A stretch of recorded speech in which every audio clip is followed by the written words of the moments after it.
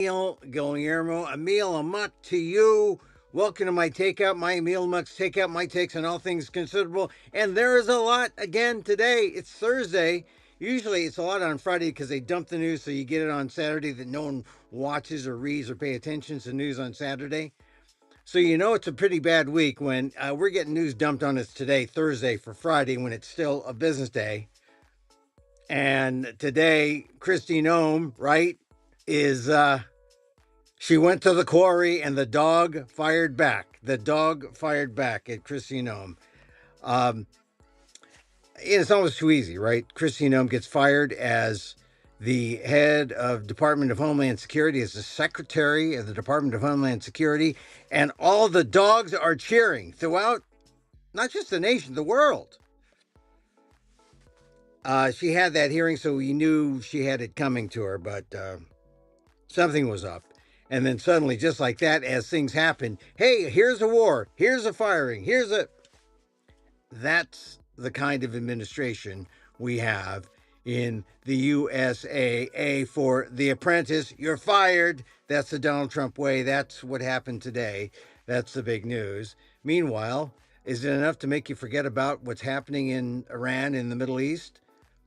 I told a joke about the bombing, and people are still kind of like, is it really happening? It's so far away. It's a remote war. It's not boots on the ground, and it's not our boots here fighting in our land. I mean, that's when it's really terroristic and realistic, and we feel something.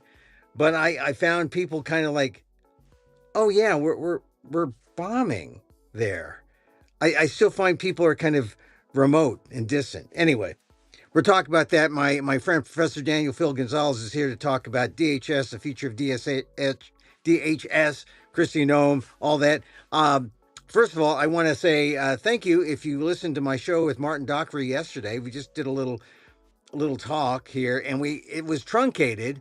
You can find it on YouTube and on my Facebook page, but it was truncated at 15 minutes because I had some real technical difficulty, and Martin was so kind to sort of vamp for until the time I had to say, look, we're pulling the plug, and then we got I fixed it and we reconvened and we did another 30 minutes just talking about the Rogue Festival. He's at the Rogue Festival. The Rogue Festival is this theater festival, the Rogue, in Fresno. I happen to be there myself. I'm there March 7th, this Saturday at 12:30 p.m. at the Fresno Arts Annex, 814 East Olive Avenue. He's at Diana's Dance Studio Thursday night, Friday, and Saturday. So he's got 3 nights coming. I only have one on Saturday, March 7th. Go to FresnoRogueFestival.org for ticket information about my show, 69 Emil Amok, Saturday, March 7th at 12:30 p.m. And also Martin Dockery's show. He's at, here's a QR code if you want to use a QR code. That'll get you to my page. But Martin does a show called Stakeout. He does Wonderlust, and he does The Review. So two-man plays, which are really exciting if you like that kind of tension and banter, 2 characters going at it, sort of like a Glenn Ross meets Secession is how he described it, I think. I think that's how he described it. Anyway, I might be mistaken. He did mention Glenn Ross, so it's kind of Mammoty, kind of Beckett-y, kind of Dockery-y. It's Martin is a playwright, so you see the 2-man thing with Stakeout and with The Review, which is about 2 men, one superior to the other in a management review to see if they still have a job. Interesting. And then the third play, Wonderlust, which was actually his first one-man solo play, I think he said 15 years ago. Wonderlust, it's a kind of travel journal. It's a direct address solo performance. That's what Martin does. Check it out. Go to FresnoRogueFestival.org to get tickets and make sure it's Martin that you're looking for. Then I do this show, right? Emil Amok 69, March 7th, 12:30 p.m. I'm at 814 East Olive at the Fresno Arts Annex. And my show is, of course, about my Trump derangement syndrome. Am I finding a cure for it? It's not easy. Fun show though, fun show. And then, in case you're saying, well, Emil, I may not make it here. What do I do then? And what you do is you go to see me in San Francisco. Yeah, I'm doing a show, and you see it crawling in the bottom there. I'm doing my next show called Emil Amok Anchorman. Emil, you weren't an anchorman, were you? I was briefly in Washington D.C. March 14th, 15th, 16th, and 19th at the Playground, SF Playground. Go to playground-sf.org box office and check out Emil Amok Anchorman. I talk about the news. I talk about my relationship to the news, why being in a relationship to the news is absolutely crazy during times like this, but you are engaged in life. And so I talk about Emil Amok Anchorman, The News Made Me Do It, why it wasn't a matter of getting fired from news positions. It's I left the news. The news didn't leave me, and I wanted to be a satirist. Is that the word? A comedian? Is that the word? A humorist? A comic monologist? So catch that story. That's at San Francisco, and you see it crawling on the screen. That's my next one-man theater show after 69. Emil Amok Anchorman, March 14th, 15th, 16th, and the 19th, four times there. And that's the show that I'll be doing this year, and then, talking about, once again, my life in a semi-neurotic way. But it's about the news, and it's about how to deal with the news, especially in the news today. And how to not just deal with the content of the news, but how to deal with the news coming in this rush, this mad rush. So it's fun. It's fun. It's free. Did I mention that show is free with donation? So maybe you'll make a big donation. I mean, you don't have to give up the mortgage to your house or anything like that. Certainly not in San Francisco. But, I do want you to know that it's by donation, which means, yeah, I can just, throw some money in the hat and go see Emil perform. And, it benefits the theater, benefits myself. It's at the SF Playground. It's in Potrero Hill. And it's, once again, March 14th, 15th, 16th, and 18th. Or, excuse me, 19th.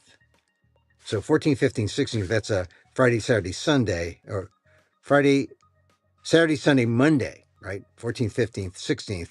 And the 19th, I believe, is a Thursday. All at different times, but good times. And it's a comedy. It's a kind of semi-improv. It's my next solo show. All right.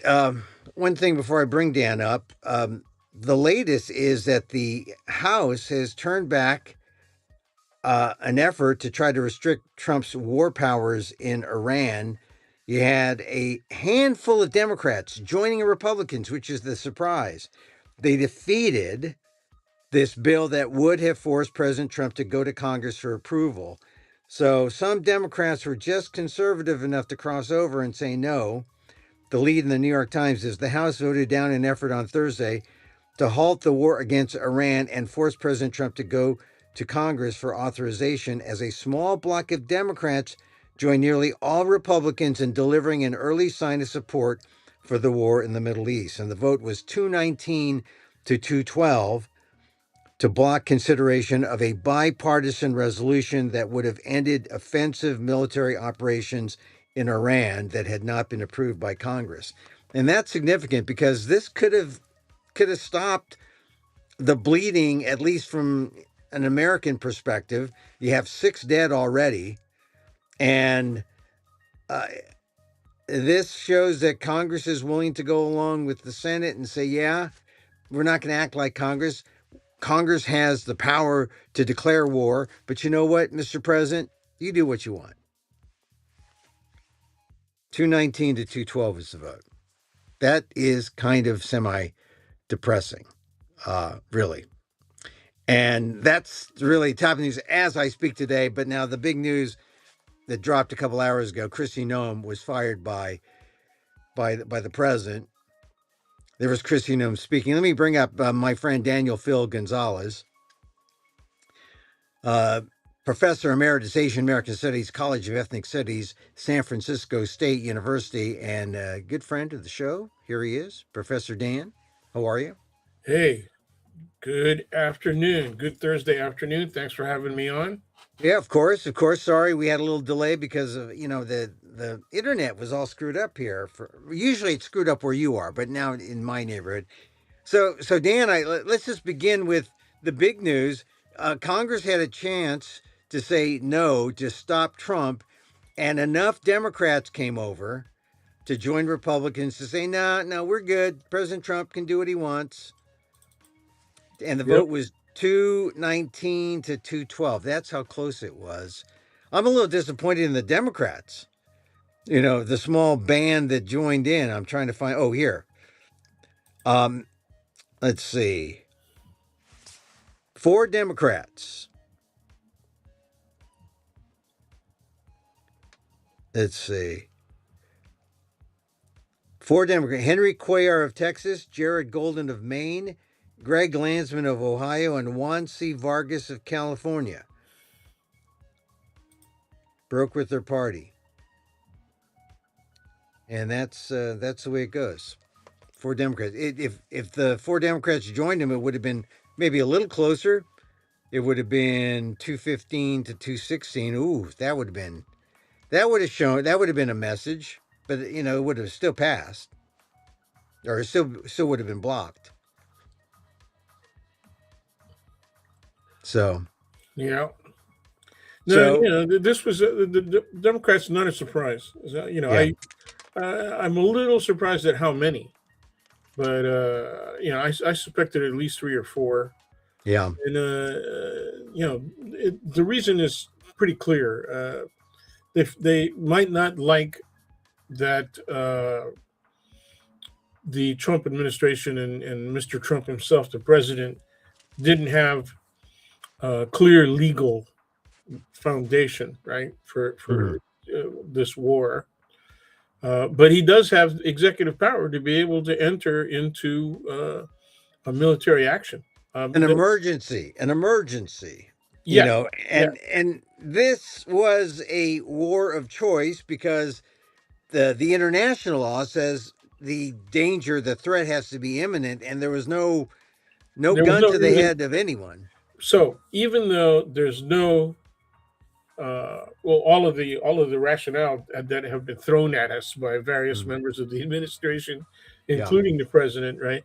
Even though Mhm. none of them, okay, have any foundation, Mhm. uh, the reality is we're in it. We are in it. We are at war, and I think a lot of the Democrats are feeling, okay, he's got us into this mess. We have to finish it. We have to get it done, and so we don't want to do anything that will hold back following up military action, because Mhm. we got to get the Iranians to stop. Okay, Yeah. now we're stuck, and we've gotten all of the local allies in the neighborhood, right, of the East Mediterranean, and all of the Arab countries that are in the same region as Iran are now taking hits, uh, Yeah. and then the Israelis, of course, have to strike back against Hezbollah, for example, in Lebanon, and so there's a back and forth there. Essentially, what you have again is at least a two front, if not multiple front war. Yeah. And this is completely predictable, but I don't think it was within the considerations. It was among the considerations of the president himself. Some Yeah. of his advisors may have had Yeah. these kinds of things in mind, and the likelihood that these scenarios could occur. That's what we're all taught Yeah. in the State Department, in international relations, in the military. You all learn about the possibility of multiple scenarios as a result of a given action. Yeah. It doesn't seem as though they had that in mind. but they had this idyllic notion of a Venezuelan type of Oh man. war, right? And Oh it's the yeah. same thing like the first Gulf War, right? The The in first and Gulf out. War, It was going to be an in and out, right? yeah, yeah. Well, the first Gulf War also, remember push button, Yeah. Well, like when Manny Pacquiao yeah. fought Buddy Hatton, and Isn't just isn't it the in and out? Isn't that like Christian nationalism's version of sex? that no Christian. Well, yes, yeah. Well, it depends if it's animal style. If it's animal No, they style. don't do that. No, not animal. No, no, Well, they don't do that. I'm just saying. I'm just saying that it seems That's that no, the no. It is tab A in slot B, yeah. Yeah, all missionary right. faction. Yeah. Okay, but back to Trump. Trump. I think he really thought 4 to 5 days, and then 4 to 5 weeks, and now it could be whatever it takes. And every they Well, have he no said that too. He did say yeah whatever it takes. whatever it takes. Yes, I know. He has no.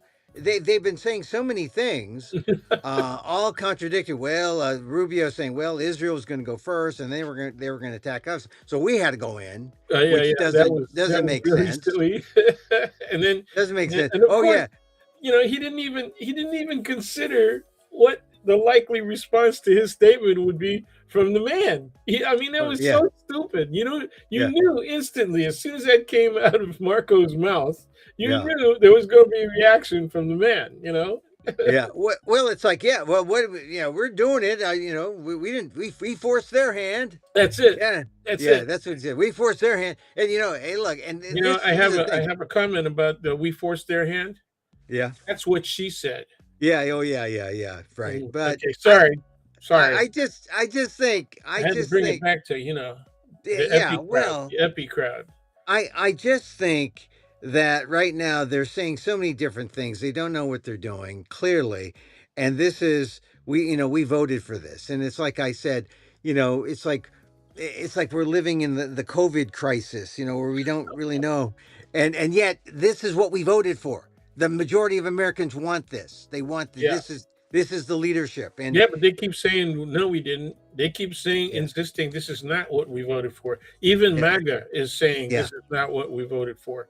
Okay, Well, then where's the Congress now saying, "Hey, let's stop it and let's reboot or let's reframe," because they're giving no, man, him you can't carte stop this. blanche. You can't stop it in midstream. Last Yeah, time we met, you asked what's next, and I said, look, it doesn't matter if they don't have a civilian leadership, because the yeah, real power is with the IRGC, right? yeah, I always call it the IRG. Sometimes I yeah, call it the RG, but and the military, and especially the Quds Force. And I'm really interested. I didn't mention Quds. It's yeah, QUD, right? But yeah, it's pronounced Quds. I didn't mention the last time we spoke, and I should have, but hmm, that's a smaller group of people, but they're even more severe in terms of their abilities, right? hmm, And they specialize in overseas operations. So my question back then was, who's watching for for the integrity of our national defense right here? Who's yeah, watching that? Because the federal agents, right, hmm, from all departments, have been switched to being like ICERs. That's yeah, they're in ICE support, basically making it. right. DHS, Oh, which doesn't we're exist. very. Oh man, I mean, it DHS is doesn't really bad. exist until it's not funded. ICE still carries on, but Yeah, DHS has gotten so much money the last time out. It's now maybe equal or maybe even above the FBI. yeah. DHS. I mean, that's the real They, billions they of they dollars. have gotten funded more than the Marines. Yeah, yeah. So I mean, if you break it down and you look at the funding for different military, areas, or they've gotten funded with more funding than some of the specific armed forces. yeah, That's yeah. I crazy. mean, it's really astounding when you think of it. And then to go to the story of the day, really, Kristi Noem's firing, which was really strange. When the news comes out, Donald Trump puts it out on Truth Social, everyone jumps on it. There's bulletins. People, the networks. If they weren't doing news, they come in. They're talking about on the Today Show, the third hour of the Today Show. They were showing a mentalist, and they break in this special report. And I said, oh, what kind of special report? When we're bombing Iran, what kind of special report can there be? And it's Kristi Noem's firing by Donald Trump. And she's speaking in Nashville, right? She's speaking in Nashville, doesn't mention it. And he gives her a little off ramp to say, oh, she's going to be head of some little invisible type of group that overlooks security. But it's just a way to like put her out to pasture. So what do you think? Were you surprised after the hearing this week that this would happen to her? Oh no, not at all. I mean, it was only a matter of time. Yeah. And I had heard what was only a rumor as of 2 days ago that the president had been asking around the West Wing, Hmm. should I fire her? Should she Hmm. have to go? And you know what Yeah. the answer is going to be? Everybody wanted to get rid of her, man. Yeah. There was no, there was, it wasn't even an open secret. It was just a Yeah. running, let's, Gag. you know, Running direct, threat. Running it something. was a running Running. directive. It was, Yeah. everybody said, it's just, we got to get rid of her, man. Let's, Well, the thing about Kristi Noem is she is a diva, right? She wanted and that's Trump not much picked of a her. diva. She was digging on Lewandowski. She can't be too much of a diva. Well, I'm just saying that Donald Trump put her.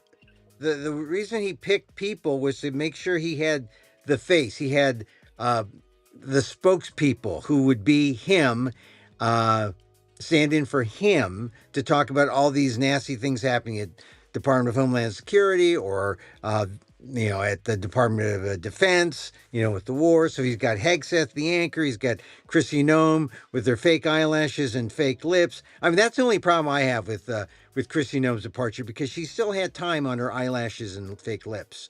They hadn't fully expired yet. But I just That eyelash thing is going to get you in trouble if yeah, you're no, really no, critical of that. There's many of the women in Congress the, that have an eyelash thing going. yeah, but they didn't rock it like she did. I mean, that was her thing. The over feminized fake eyelash, fake lip thing, and uh, She earned the nickname yeah, Ice Barbie. Ice yeah, Barbie. Ice Barb, yeah, and she. I think this is the thing about Trump. Trump picked these people, Hegseth, Kristi Noem, picked them, for their not because they could manage these huge multi-million dollar departments in the government, but because they could be spokespeople and they could Trump could funnel his ideas through them, but they were totally unqualified. And her departure proves one thing, that Donald Trump loves affirmative action for white people. And it's a failure. It's a failure. It failed. It's a failed. And so Well, you she left out when you mentioned Higseth and Nome, you got mhm. to mention Bondi as well. But I Oh, I'm that's kind of I'm sorry. coincidental. Yeah. But anyway, I did wait, but back to Bondi. I didn't mean to leave her out. I just felt like I should have mentioned Bondi. I could have mentioned Tulsi Gabbard, Mhm. but I don't want to pile on yet. I mean, there'll be Bondi will have her moment. Well, she's getting called, right? She's getting a Yeah, subpoena, so it's cool. yeah, yeah. Um, yeah, well, you didn't mention directly appearance value. He was Mhm. picking people because they were TV presentable. Yeah, I said that. I said that they wanted to be the mouth, the No, face of the. that spokesperson is what you said. They could Yeah, be spokespeople, but yeah. there's a lot of people who could talk, but they don't have high appearance value. All right. These people had high appearance value. Yeah, I'm not saying they were Ari Fleischer. They weren't Ari Fleischer. They weren't they weren't Sean Spicer. I Yeah, That's what I meant. They were the anchor people. They were going to be his anchor people of Trump Fox News, you sure, know. There they sure. were. And Yeah, this Yeah, is Ari probably Fleischer. Foxy Look, I News. don't want to dump on Ari It's Fleischer going to because be he Foxy News. Foxy News. Foxy News. Yeah, Yeah. Foxy. So yeah, all right. So Chrissy Nome, no surprise, she's out. She she should have been sent banished to Minneapolis or something. That would have been great. Ooh, ooh. You know, have her walk the street Mm. and give Whoa, everyone a whoa. chance to lash back at her. We want you to walk through Minneapolis and let them know exactly what they think of you, Christy. Okay, I remember a story like that, and it involved a white horse and naked. Oh yeah, yeah, Oh Lady yeah, Godiva, yeah. Oh, that's it. That's it. Lady I Godiva, always yeah, I always think about chocolates now, though. It's a yeah. problem. Well, so all right, so Christy Gnome's out. Marquane Mullen is the guy they want in. And they're talking about his qualifications. Now, this is another form of affirmative action. Yeah, he's Marquane only in Mullen. Congress. He's I in Congress. He's a representative from wait. Oklahoma. He's a senator. Oklahoma. He's a senator.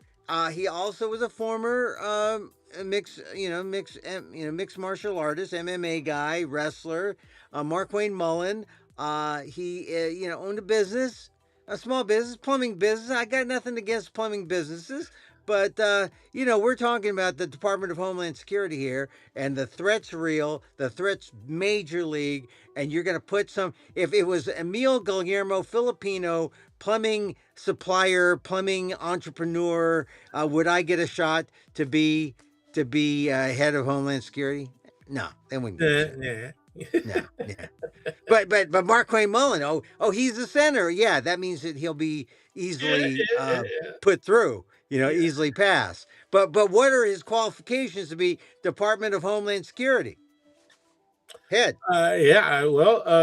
When you take martial arts, Oh yeah, yeah. the philosophy of martial arts Hmm. is self defense. Yeah, You're not supposed to use it in an aggressive fashion. It's supposed to be defensive yeah, and only for people who are being attacked, yeah, and yourself, your family, mhm, and members of the general public. So yeah. you're not supposed to act unless the situation is very dire and it calls for it, and then Well, you're supposed to use minimal force. I hope he brings something. I mean, he's Well, that's obviously, traditional martial arts. If you're yeah, talking to MMA and wrestling, no, that's out the window. right, right. When wrestling, he'd need a script, right? He'd Yeah, need a yeah, script, you do. And and the point is to do as exaggerated kinds of actions, mhm, offensive actions, right? mhm, mhm. That create the greatest appearance of high risk injury. That's the whole idea. It's a sensationalization so so of combat, right? so that the other folks would back off. Is that what you're saying? No, I'm not saying that would be if it was defensive, but if you're doing wrestling, that's demonstrative. Oh, That's performance. Okay, and the but like, performance means that it has to be as vicious in appearance and as likelihood to create a high risk of injury yeah, as possible. That's the way it's got to look. And Dan, actually, people do get injured very yeah. badly because it's hard to fake that stuff and not actually cause a problem. But Dan, you said it exactly. That's precisely how I compose my demeanor Run on, calm, cool, but to able to dispose of the threat maximum at the threat. maximum damage. Yeah, Well, maximum. oh, yeah. Once again, traditional martial arts. I one of the things that really impressed me about a couple of sensei that I met in my youth was they said if you ever have to use what you're learning, you've Mhm. already lost. You've already Yeah. lost. And of course, Then it, that's the philosophical side. It means that you didn't have the wisdom to avoid the confrontation mhm. and find another way Yeah. of solving the problem. Yeah. Well, that's true, and that's not Trump's way. That's not Trump's way.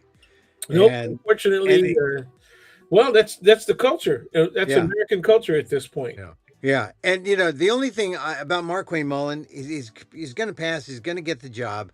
I just wonder how it's going to look when he puts on the fake eyelashes and the big and the big lips. He gets the big lips going. And it'd be like, we'll never miss Kristi. As soon as he puts on the fake eyelashes and the big lips, we'll think it's the same because it's all Yeah, coming out of Trump. I'm going to take a good look at his face when we're done today, and because you've got my imagination rolling now, Oh man. yeah, we're gonna do a before and after because if Mark Wayne Mullen has gets that little Botox thing going, Well, I like the and fact that there's going to be a vacancy in the Senate for a moment, and that the governor gets to, of course, replace him with somebody. But see, the neat thing is that means that the replacement is not going to have incumbency power, right? right. Come November, and so there's a possibility there that maybe a great Democratic candidate, could win. Hey, so this Mark Wayne Mullen, he's Texas, right? No, Okie Oh, Okie, he's Oklahoma. just Oh, north. okay. So Yeah, just north of there. Yeah, Oklahoma. I met some people from Tulsa. yeah. I know some people from Oklahoma who moved to Texas. Yeah, uh, I don't know. I don't know. But what about the Texas primary? That's all messed up. Woo-hoo-hoo. I Is mean, that we good or we what? I thought it was strange when they had all the starts and stops and what are we going to count and what are we not going to count.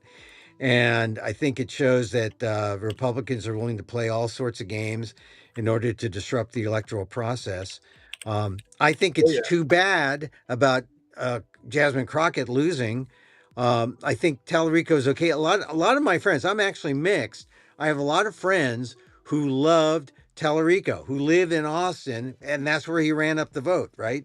I Yep. know people who knew Tallarico's family, and I just I had a feeling that he could pull it out in I mean, he came out of nowhere, right? It's the pace makes a race, the last minute surge. Jasmine Crockett, I was a little disappointed because she really kind of petered out, and she wasn't. She ran it up in in Dallas, where she's from. She ran it up in Houston, the big urban. And I lived in both cities, Dallas and Houston. I can see, but this is the way to win. You run up wherever you can, right? Get 90% to 10, 90-10, and then lose in all the other areas, and you become the person. She didn't do enough, and she lost. Not really handily. It was pretty close, but she didn't do enough in the big state. She only won by like 75-25 in her big home Around in Dallas. Houston. Around Yeah, Dallas. Yeah. Dallas.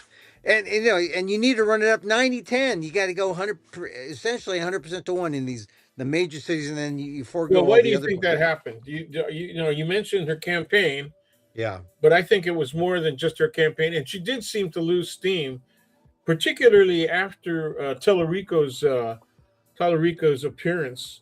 Oh yeah, on the Late Well, Show. his stifled appearance Yeah. that turned a YouTube sensation, right? I mean, Yeah. more But people watched his interview with yeah. Colbert on YouTube than they would have if they just let him appear on Colbert's show. All right, but the bottom line really in all this is the amount of money Tallarico raised. I thought Jasmine Crockett had a chance, and maybe she petered out, and maybe that was why she lost. But then I saw the numbers of how much money he raised versus her, and oh my God, it's not even funny. No, She was no, outraged. She no. was outraged so much that He is pretty much. If I was going to make up a candidate that I thought could win in yeah, Texas, it would yeah, be him. It yeah. would have Well, yeah. his credentials. The evangelist wants to be a pastor. Did he serve in the military? I think. I don't think so. No, no, no. Now that's the only thing I would have added if he was a member of the Army Reserve or something like that, Right, and right. then he'd be ideal. If you had military service, religion, and you're white, then you're golden. You're golden. Or you could be someone like I think Tammy Duckworth is the ideal candidate. She's injured, veteran, uh, but she's Asian. And the but part is that she's a woman. And I think that ultimately sank Jasmine Crockett. The misogyny in politics sinks you. If you're not, I mean, it's going to be racism or it's going to be misogyny or both. Sank, it sank, it sank Kamala Harris, and I think Right, right.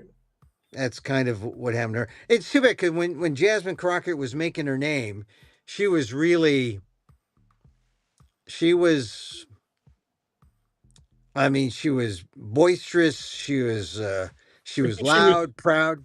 Yeah, well, see, that was the problem. That She was in your face. yeah. Well, she's going to hang. People are going to hang the angry black woman.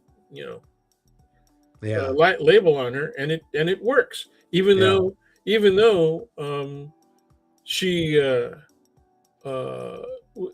was very telegenic, okay, yeah, and hmm and funny as hell. I mean, she was really yeah, humorful, yeah. and her. Remember when she got into the attacks on Marjorie Taylor Greene? Oh Marjorie yeah, Taylor yeah. Oh Greene yeah. I remember those. Yeah, criticized her eyelashes, yeah. and and I didn't criticize her eyelashes, but yeah, I mean, Marjorie, her eyelashes were in the right place. They weren't like on her tongue, yeah. like with Oh like with no.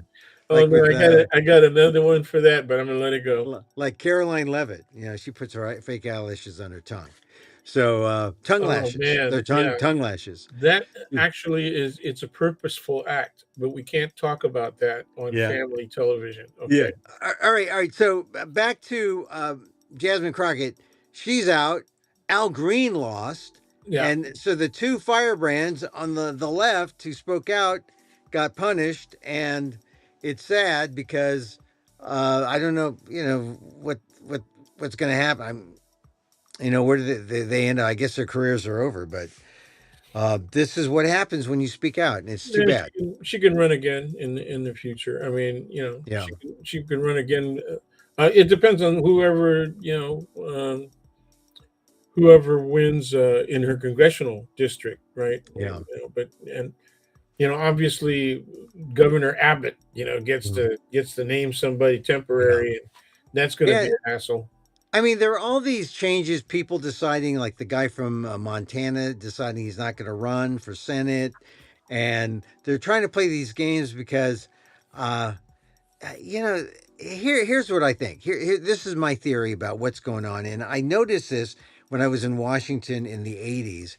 When I first got there in 89, thought that if you're an outsider looking in at Washington, you think everyone's, duking it out. They're fisticuffs. They hate each other, right? It's Yep. war, right? You go in there and everyone's a friend. I went to work there for Norm Mineta, and I was surprised that Mr. Mineta reached across the aisle so many times that that he didn't really uh, distinguish left and right. They were all members of Congress. They're working together, very collegial, and that's the way it should be. That's the way you get things done. And but me, outsider, coming in, seeing, well, why are we doing this? Why? And I think it's the influx of these outsiders because people prefer the outsiders. Oh, they're not a part of Washington. They changed Washington. They made it so combative. So now nothing gets done. Everything is so gridlocked, and that gridlock started 89, 90, 91, and it's carried on through now for at least for a generation now, right? We're like 2026, Yeah. 25 years, and now everyone thinks, so that's the way Washington is. But I heard someone report today when Mark Wayne Mullen, a conservative, got the tab to be the Department of Homeland Security. There was a very liberal congressman going up to him at the end, shaking his hand, congratulating, because they're buddies. There's still a kind, that exists a little bit, but for the public, what they show to the people, it's we're at loggerheads, we're at combat, we're at war, and it's the outsiders coming in that that are really fostering this new, relatively new idea of Washington, and that the outsiders have to go, and the insiders, the people in the swamp, have to go. And look what happens: you replace the old swamp rats with new swamp rats. Same old swamp rat, right? Same old swamp rat. It's actually worse. It's actually worse now, Yeah, yeah, and that because the people are not arguing. One side, particularly, is not yeah. arguing on the basis of principle. They're Well, they're arguing only to manipulate the general public, Yeah. only to do one thing as a primary objective, and that's keep their seat. Yeah. Okay, and that's the primary. If that's the primary objective, and you have somebody like Trump that can say a couple of words and ruin your career, you Yeah. can understand exactly what's going on now. Yeah. So I, there's no people try to do the both sides ism argument, and that for me is 80% wrong. Okay, yeah. there's very little about the both sides argument. Both sides do it. Yeah, I Argument don't that like the really- both sides argument either, but it's the both sides thing. Well, first of all, it's not really relevant. You know, to talk about, well, both sides do it, and you talk about something that the other side did 10 years ago or 15 years ago. Let's talk about now. Let's talk about what's the dynamic now. That's what's one thing. Well, You and know, also, another. yeah, but the logic of both sides do it is that you accept that they do bad things. I mean, that's Yeah. stupid. Oh, That, that's that true. is That's true also. right at the roots. Yeah, that's true also. How about, and there's so many different like illogical things that come up, like um and when, like, in talking about, we're only like 5 days into the war, right? Only Oh man, five. it's hard to And believe, huh? it seems like decades, right? Because it seems like, shouldn't the Olympics still be fresh? Shouldn't the idea of, like, Cash Patel holding up his cell phone talking to Donald Trump in the men's hockey locker room, that should be the thing we're making fun of still? No, I mean, now we've moved on. We've moved Yeah, on, and it's right before he sprayed everybody with the beer out of his mouth.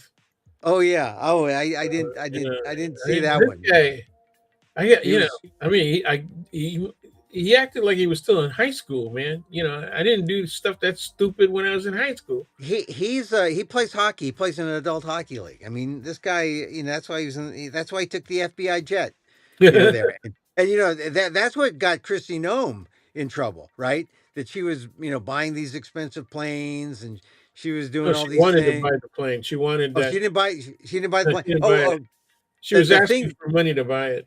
the thing that got her in trouble was the $220 million contract for the self deportation That's right. ads. And then she said, she blamed Trump. She said Trump okayed it, and then Trump said, I didn't okay it. I didn't, Yeah. because he's only spending 30. I guess the first 100 hours, 3.7 billion. That's only he's only spending 3.7 billion the first 100 hours of the war.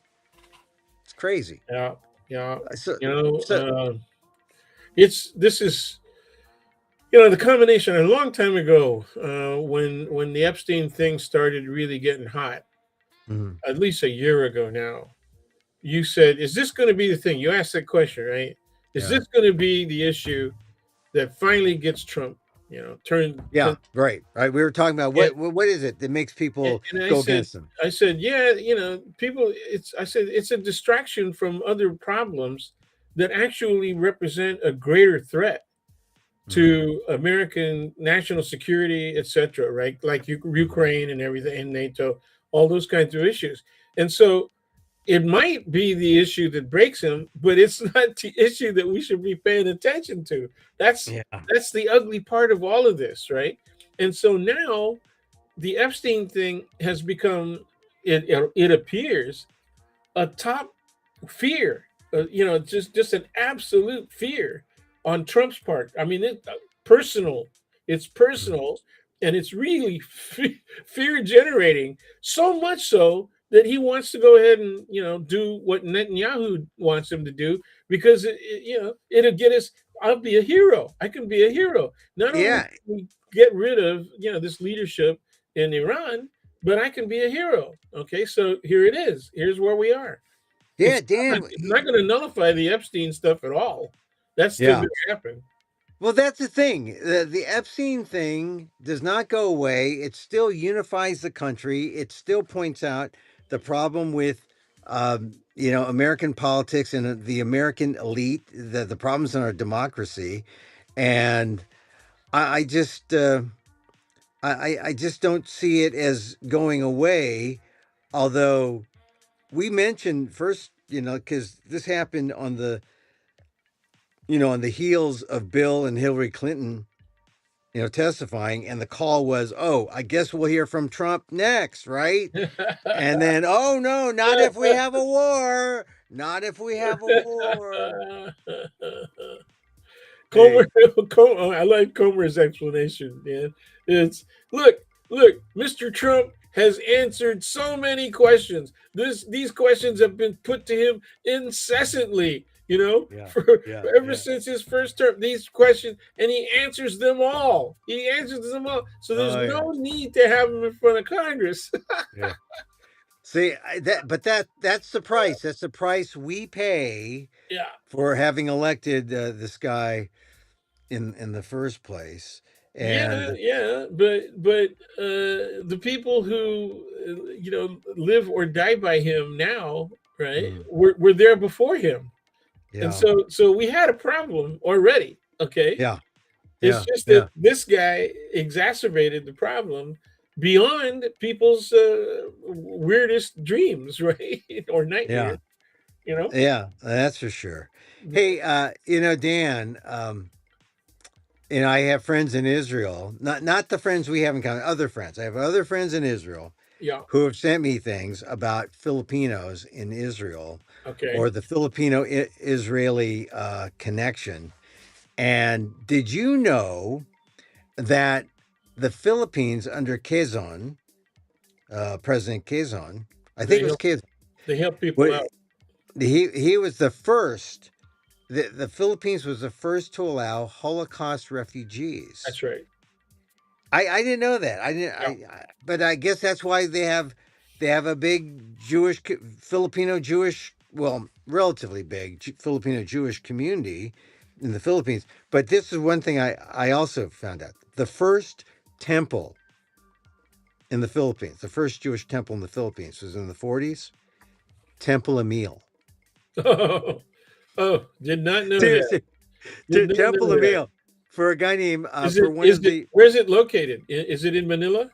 I don't, I'm going to have to go back to the article, but a friend of mine, sent it to me, and I was just stunned by Temple Emil, named for one of the early leaders of that group to come from the Holocaust. I thought, my friend was going to send me an article about, Filipinos in There was actually Israelis. a documentary done on this, and I saw the documentary. Now I Yeah, had yeah, heard mention of that because I was invited to one of Linda's friends, yeah, and she invited Quezon, a person who's actually related uh-huh, to Manuel Quezon. Um, and we discussed his tenure as president, and one of the mentions that came up was them arranging to admit um, Holocaust refugees to the hmm, Philippines. yeah. I mean, it's really. I think it's sort of. I mean, when I saw that, and I saw it in the. It was an article by Michael Freund, and the first synagogue was in the Philippines, dedicated in 1924, and named for communal leader Emil Backrack. Oh, And that's cool. yeah, yeah. So it goes way, way, way back, Just draw and nines, nine in a face card. yeah. That So that there. correct? No, no, no. But this, not, but Emil Backrack. Hmm. After Temple Emil was destroyed during the war, the community rebuilt with help from the U.S. Army and renamed it Beth Yaakov, preserving Jewish life in the archipelago. So it And was Manila, destroyed. in all probability, it was in Manila or in the area of Manila. I just can't, Yeah. But when I stay in Manila, I often stay very close at a neighborhood that's very close to Temple Street. Hmm. In fact, In the L in L.A. No, in in Manila, in Manila, Manila. That's right, Temple Street. yeah. There are Temple Streets everywhere. There's Temple in L.A. Temple in. Hmm. Okay, all right. And Filipinos, that was a Filipino neighborhood. It was like So Temple Street was like the equivalent of Kearny Street yeah, so for and so Filipinos in LA. they had Filipino Jews there, or just Jewish people I there don't know. selling. selling diamonds and I don't know. I only met one Filipino Jew, and who was considering he was considering becoming Muslim because oh boy, he saw business opportunities in Zamboanga, yeah. and down in Mindanao. Well, I mean, you've got to be Religion is so mercantile yeah, for some people. right, right, and yeah, I mean, because there's Chinese Filipinos, yeah, Filipino Jews. How did they get there? Everyone thinks that Oh man. everyone thinks the Philippines is so homogenous, but it's more diverse than you think.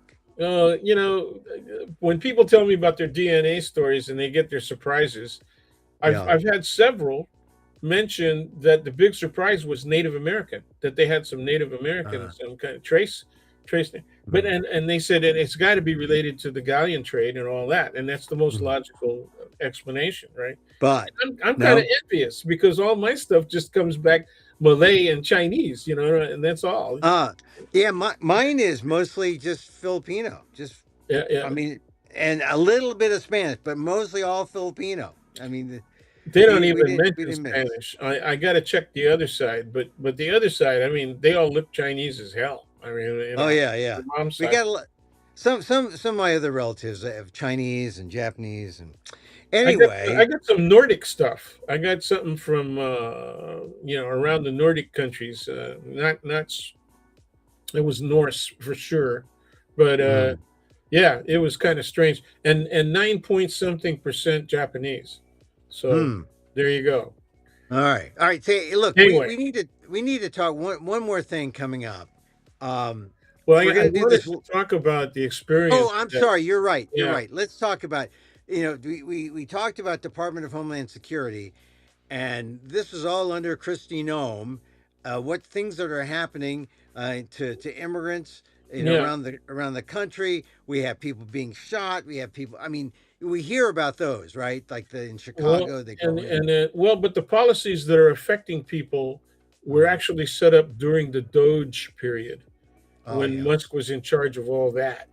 Mm. And a very good friend of mine who's also a professor. He's at this point associate professor Mm. at one of the community colleges Mm. in the Delta area, and he uh, posted a story on his Facebook account. I'm not going to disclose his name or the family's Yeah. name You because don't have to. I haven't asked him. Yeah, But you don't have to. I've given enough description so that a lot of people who follow us, either of us, will know who that is. But Mm. um, his Lola is about to turn 107. Mm. Mm. 107, man. Ooh, And wow, so 107. That's all. That's 107. And so Social Security sent her a notice saying that you've got to satisfy the requirements for identification, mhm. and you haven't, been to the offices or done anything in response to our requests, and so we're going to terminate your benefits unless you come in and to the office physically. You had to Mm. come into the office physically, bring all of your documents, and that's an absolute requirement. She's bedridden most of the time. The picture of her that is online shows Mm. her in the back of an ambulance on a gurney with probably saline solution, Mm. IV, a drip IV of some sort, and they took her to the Social Security offices in that condition to be able to satisfy their requirements. Now, Mm. obviously, that's a stressful situation. She's 107 years old. She's under all kinds of medication, and there she was in a gurney. That is the DHS. Mm. Wow. That's See, Social Security, and those rules mm, apply to everybody. yeah, So, that is obviously what some people are going to say is an extreme case. I don't think so. I don't yeah. think. I think her specific condition may be seen as extreme, Hmm. But the reality is, the same requirements that forced her to suffer that Hmm. apply to everybody else as well. So all older people, all people who have any kind of mobility issues, right, are going to Hmm. suffer the same kind of treatment at the hands of this administration and at the hands specifically of Social Security Administration and DHS. That's that's just one example. And if you can, do you need to have a hyper imaginative mind to be able to accept the image of millions of people being that affected? Okay. And we have gotten no coverage of Yeah. that in the news. You got to know millions of people have to have been affected by this. Well, every now and then you'll see a story that does break through. Usually it involves, like bureaucratic snafus, or involves something like, well, I mean, the more sensationalistic ones, ICE, or Border Patrol shooting up people, dragging them from the car, alleging that they were struck by the car when they were striking the car, like that woman who was shot by five, she got 5 bullets, 7 holes, and the The guy Border bragged Patrol about it. bragged about it. Yeah, I mean, you hear about those stories. You hear about stories like the bunny, the bunny kid, and being sent away with his father to a detention camp. I mean, it's really hard to make news, and sometimes, well, number one, it's got to be reported. The news has to say yay or nay to it. But number two, it's got to get past those gatekeepers to say, oh, this is worth telling.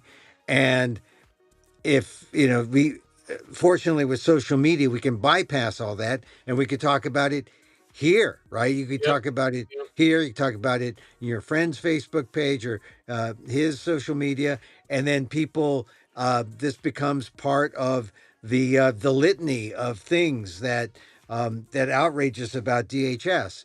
DHS isn't just, it's not some Washington bureaucracy.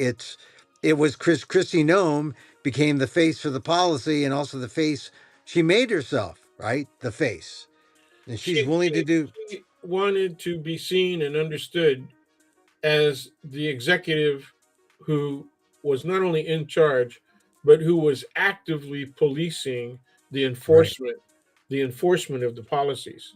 Yeah, she And was the badass with the machine gun, right? The semi-automatic. oh She was man, fully automatic. She was was it? she was holding M16s.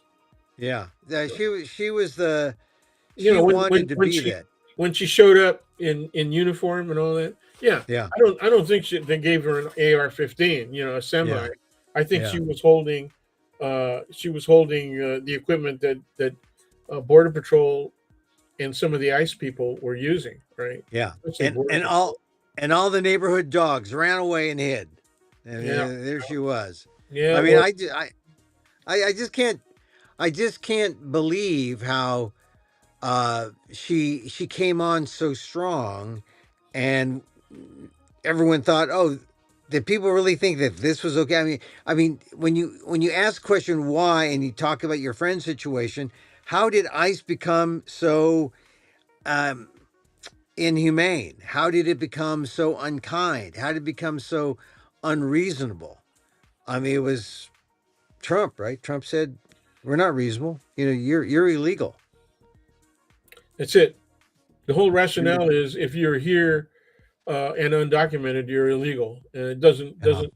But see, what people have started to understand is that a whole lot of the people that have been held and even Mhm. deported, okay, were Weren't not illegal. illegal. Yeah, weren't They were illegal. actually present legally, Yeah, and of course, some of them were citizens, or actual yeah, citizens. No, yeah, it's bad. I mean, we all of the this war is a major distraction from all of the things that are so important domestically, and yeah. we need to put the war in its place and And pay attention to all of the issues. but here's the thing: Donald Trump has set himself up as, when he says nothing but my moral authority, Oh man, right? He's the moral authority. He's the moral authority now. He's he is the one man demigod, one man cultist, and that's what we have here. And because he's it, Yeah, he's it, and we're in trouble when he's it, and even and when the evangelicals, say, yeah, he's it, he's our guy. I know you when have to is go all the way back to like the Civil War and post bellum period to find all of the corruption, right, that was going yeah on. And then when you think about it, it's hard to imagine that even that stuff was as bad as what we have now. What we have right now is just incredible. If you're a person who appreciates history at all, even mm, the high school history when they taught American history, and they yeah talked about some of the old scandals, right? mm, Uh, this just is beyond anything that you could possibly imagine even if you're a student of that period, if you're a yeah. student of the period right before the depression, and also the depression times corruption that occurred because of things like the prohibition against alcoholic beverages, right? Yeah. Well, what we have now with this war, this illegal, unconstitutional war, to add to the list of all the other things that are illegal and unconstitutional, we have this huge cover for everything else that is like flying under the radar. That's right. It That's right. happens. It's allowed. It's allowed to happen because we have this other thing that we are so worried about, and we don't know how to do it. But it's like open season down here for everything else, and it's it's only enabled because of Trump. Trump is the enabler of the corrupt and of the scammers, and Yeah. that's our world. Yeah. That's a society. Yeah. And it's going to take a whole lot of work to repair the damage. And then we really have to be moving in the direction of prevention. You got to make sure this doesn't happen again. Okay. Yeah, And yeah, and that means not only accountability mm, and penalties, accordingly, but it mm. also means really progressive legislation. Oh You have yeah, to be able to anticipate the kinds of uh, activities that people do that mm, are not now at this point illegal. We have to be yeah, specific instead of relying on traditional interpretation of the emoluments clause, and that mm, people will stay within the boundaries, right, of the mm, emoluments clause, however that's defined. We have to have specific legislation that says this stuff, these kinds of actions, this kind of trading, right, is mm. illegal, and it's Yeah, punishable as a felony. You got to lay yeah, it out there, okay? And yeah, I'm waiting to yeah. see if Because people relied on the Constitution in that emoluments clause, that's and right. they relied on it the first his first term, and nothing happened. Although people talked about it, that's how most people began to say, "Oh yeah, emoluments. That's what that means. That's there it is." And now it's been mentioned, and they can do nothing. So the only answer in this 250th year of our Constitution is That to is the say, worst part of this all.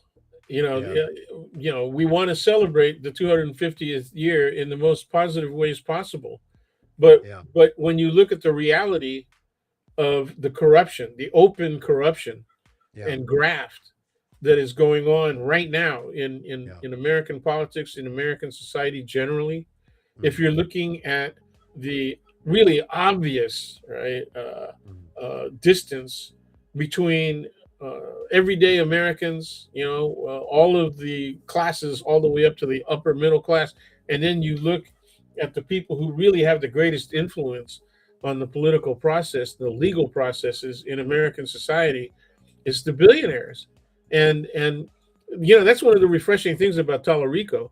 He talks about class war, and he yeah, says, "Yeah, we've been the victims of class war for generations on generation, and the billionaires are winning, and it's yeah, pretty yeah, obvious, yeah, right?" yeah. And Well, he then brings in Jesus, and he says yeah, Jesus flipped over the tables. He was calling when he cast the merchants out of the temple, right? Yeah. Well, Um, we have the billionaires have it their way, and if they get all of the media, and if the Paramount Plus thing goes through, and they own everything, uh, where are people yelling, monopoly? Where's the people yelling, uh,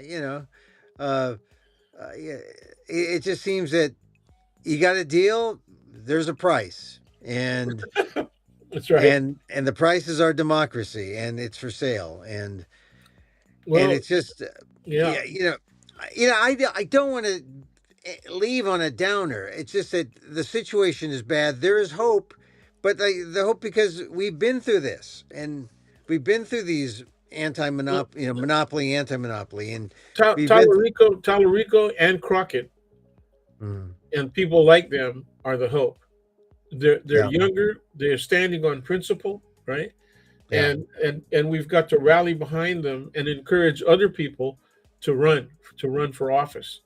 Um, yeah, we gotta. That's the only way this is going to work. You got to have more people with class backgrounds that count. You know, I'm not counting Newsom out. I think you think he has a shot.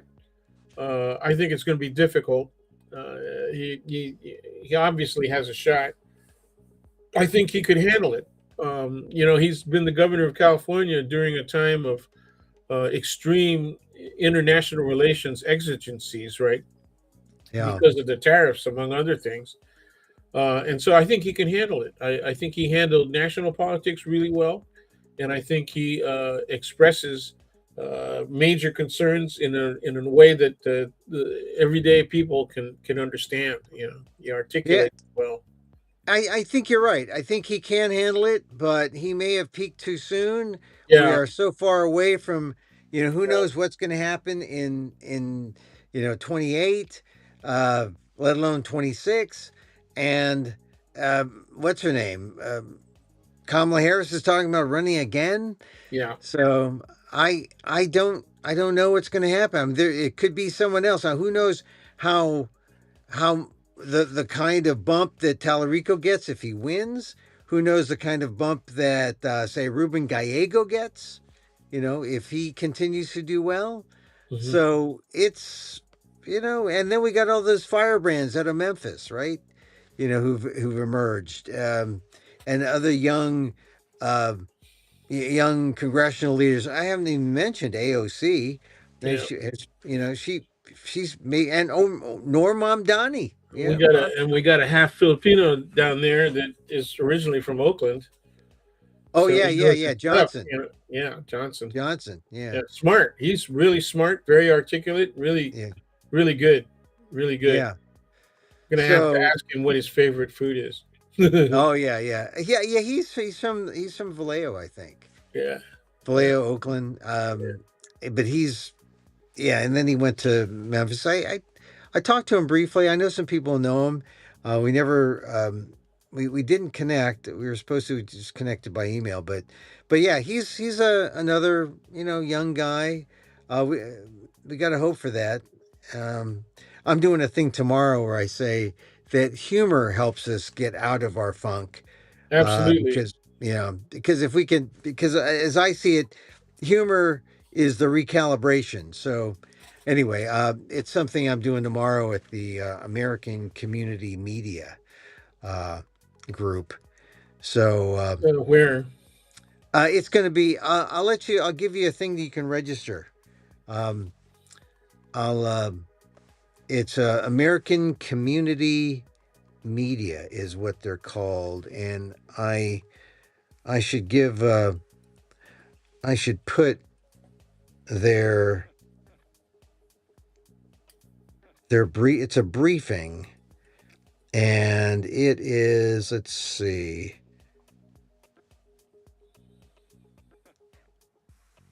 There's a registration thing here. Uh, I'll send you the email. And for Okay. people interested in going, it's American. Just Google American Community Media, and you'll see it. It's I'm going to be there. Herbert Seguenza, who's with Culture Clash, Oh yeah.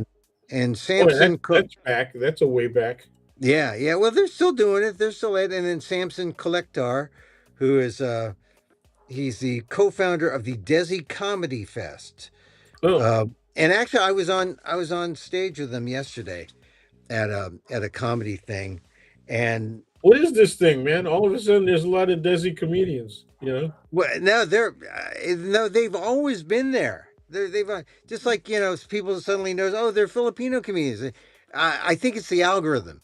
If you put the algorithm in that you're watching either Desi comedians or Filipino, they just pop up in your social media. But Yeah. they're there. It's just there's Samson Kolektar has been doing stuff for years out of Oakland, and so anyway, nice guy. We'll see him tomorrow. All Um, right. Anyway, so So we can be hopeful, and we yeah, can we can find some happiness and understanding. My understanding is, like I said, the Democrats that voted, down the war resolutions, war powers yeah, resolution. That is not necessarily a bad thing. Their logic is clear. It's a very principled stance.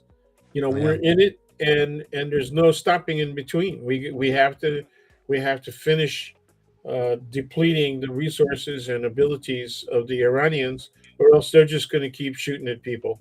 It's as yeah, simple as that. yeah. But the finishing it could be years. It could be this is the forever war business, as I put it. And begin Yeah. and I say forever war because you can say, oh, it'll last 3 weeks, 3 months, 3 years. It's still relatively forever war is forever war, and it's because someone, the president of the United States, did not feel like America had enough leverage on Israel or Iran to get to peace. There was no willingness to try peace. I mean, you send your son-in-law and your real estate buddy to negotiate. That's not a negotiation, right? That's like sending. I mean, that's Yeah. not. Well, it's a negotiation to see what kind of deal we can get Yeah, after we're all this gonna is do. That's over. exactly right. Yeah, It's a business deal. It ain't about the reality of politics and yeah, real international relations, right? It's not about that. yeah. And Uh, that was the problem. That was the problem with that. oh yeah. All Yeah. right. Anyway, Well, all right, Dan. Listen, I we'll, appreciate we'll talk to you you again having me on. as Um, things come up. We'll jump on it. I always appreciate you coming on. uh, So and I think you're very thoughtful, and I'm hopeful that we don't have as many connection problems with the internet. My yeah, signal is really weak right now, but we made it. yeah, we made it. We made it. Okay, all right. There he goes, All right, man. Daniel Phil Thank you. Gonzalez, All College of power. Ethnic All Studies, power. College of Ethnic Studies, Asian American Studies. My good friend, and we talk all the time. Oh, and the thing, Dan, I gotta get you on here one more time. Well, Dan, we're going to be at the library. We're going to be at the yes, library. in May. May 2nd, May Saturday, May 2nd. 2nd May at 2 2nd. o'clock, and we'll talk about stuff. We'll talk mostly some historical things about you think the feds are tough on Asians and other people and immigrants and Filipinos now. What were they like in the Sure. 20s? Oh Sure. man. Oh, Sure. this is paradise, right? 20s, and then the post World War II Cold War era. Yeah. People are unfamiliar with that as well. In fact, one of the biggest cases involving Filipino union leaders and members, Mhm. they were prosecuted by the feds during the McCarthy era, and Yeah. the case was dealt with right here in San Francisco, the federal court, and the Yeah. Filipinos won. The What what Filipinos won. what case was that? It was a prosecution of the ILWU Oh in yeah, yeah. 1937, Yeah. based in Seattle, but in those days, the population on the West Coast was a lot smaller than it is now, and Mhm. so the Court of Appeal or the District Court was here. No, the Court of Appeal was here in San Francisco. That's what it was. Yeah, yeah. So there's a lot to talk about how things were dealt with then, and of course, Dan and I, being sons of Monongs from the 1920s, That's right. we can have a perspective of how things were then with our family. So personal, political. It's on May the 2nd. Dan and I will be doing it at the San Francisco Public Library, 100 Larkin Street. Yep. Same place. So we're going to make it interactive with Yeah, the yeah, audience. We'll make some simple statements, tell a couple of stories, and then yeah, open it up. yeah, definitely. All It'll be right. fun. It'll be fun. I Last I time think was it, a good time. yeah, it should. So May 2nd, mark it on your calendars. It's Asian Pacific American Heritage Month. It should be fun. All right, Dan. All right, take All right. care. My there's All my, power. there he All goes. power. There he goes. Daniel Phil Gonzalez, College of Ethnic Studies, Asian American Studies Professor Emeritus, San Francisco State University. I wanted to mention that because in case you're saying, "Oh, what am I doing in May?" What am I doing in May? How about what are you doing this weekend? Hey, I'm at the Fresno Arts Annex, 814 East Olive Avenue. There's there's your QR code. I'm doing my show, Emil Amok 69 or 69 Emil Amok, Saturday, March 7th, 12:30 p.m. Fresno Arts Annex. I do a show. It's about my Trump derangement syndrome. Yeah, you'll want to see it. Yeah, I'm holding a QR code. There you go. You can get that. Okay, so that's happening March 7th. Okay, March 7th. Uh this is the very same festival that I was talking to Martin Dockery on this space yesterday about this show. And Martin Dockery, he's at, if you go to FresnoRogueFestival.org and get ticket information on his show, he does three shows starting Thursday, Friday, and Saturday. Thursday night, it's tonight. I forget what show it is, but he does three shows. One's called Stakeout, 2-man show. One is called The Review, another 2-man show, and one is called Wonderlust. And Martin Dockery is a masterful storyteller, one of the best in the country. And it's rare that he comes to Fresno. I mean, it's rare that he gets out of New York, but he's in Fresno. And if you're close and want to say, well, where's Martin Dockery? Well, he's in Fresno at the Rogue. And go to FresnoRogueFestival.org. If you hear my dogs, they love Martin Dockery, my dogs. All right. What else? Oh, also, if you want to know what other shows are you doing, Emil, not to overload you with stuff, but I am doing a show called Emil Amok Anchorman, March 14th, 15th, and 16th, and on the 19th. It's a hour-long show. We talk about the state of the news, my relationship with the news, how the news is screwing us all, and how I got to my goal as anchorman. And a funny thing happened when I got to the anchor desk. Interesting show, I think. Funny.